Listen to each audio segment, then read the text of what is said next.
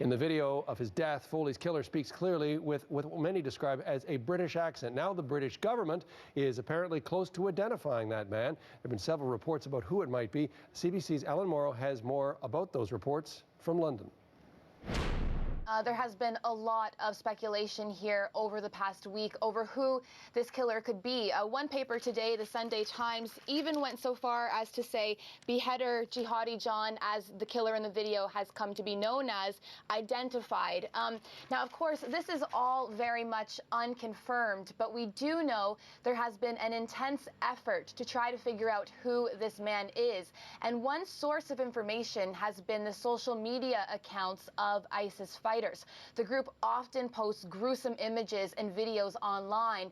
So we've seen some of their faces and we've heard some of their voices. And several possible suspects have emerged here, at least in the press. One of them is a young man from London named Abdelmajed Abdelbari.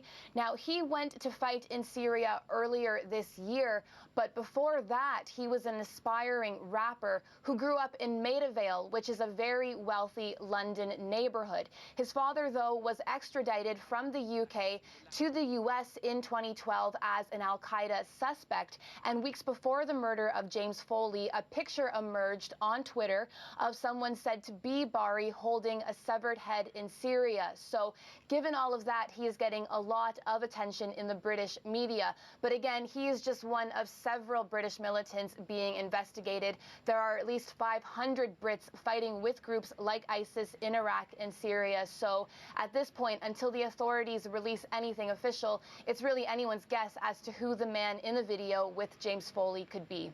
So what are some of the clues that we're looking at in terms of trying to figure out who that person might be?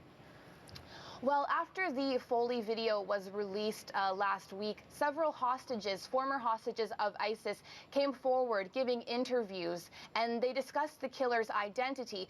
Now, of course, the man in the video spoke with a very distinct London accent. The former hostages say he sounds like a man known as Jihadi John, a fighter who was in charge of a group of British militants known as the Beatles, who guarded foreign prisoners. And the former hostages have talked about just how brutal these men were, subjecting them to harsh beatings, even staging mock executions.